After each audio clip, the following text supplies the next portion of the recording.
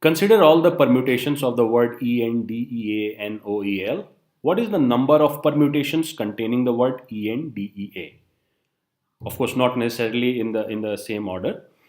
Now, when you face a question which says that a few items have to be together, or a few boys, a few men, few girls have to be together, few letters have to be together in a group, then what you can do is you can imagine those items to be a part of single unit.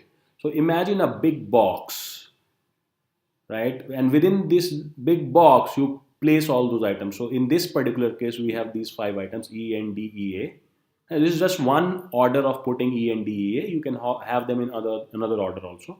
So let's for now assume that E, N, D, E, A has been put in this have been put in this one box, right? Now the remaining letters that we have is N, that occurs one time, O occurs one time, E occurs one time. Of course, this one time is other than these two occurrences, and L, which occurs for one time. Now, if you look at it, the problem basically boils down to arranging five different items: N, O, E, L, and this one box, right? And all of them occur one time, right? Now, why we put a box and why we put all these five items within that box is that as the box gets permuted and moves in this linear fashion at different positions, all the items within the box stay together and move together, right? So that's the idea.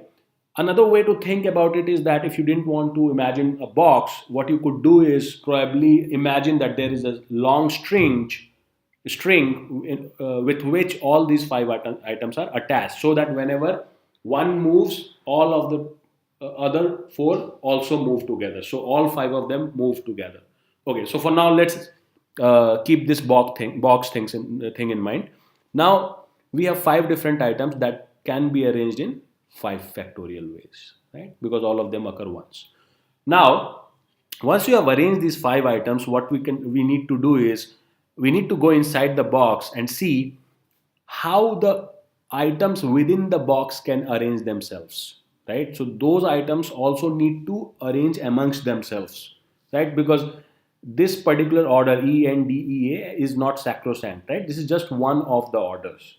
So how will these items arrange themselves? So let's look at the number of items. So the number of items is 5, in which E occurs twice, N occurs once, D occurs once, and A also occurs once.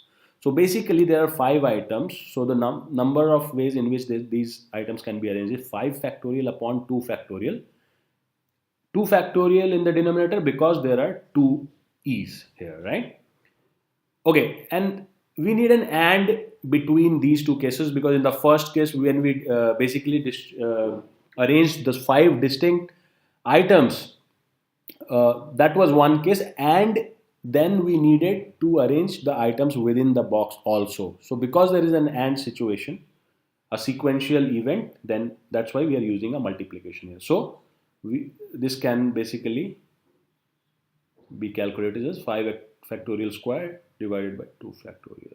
So the number of ways of permuting uh, E and DEA together is 5 factorial square upon 2 factorial.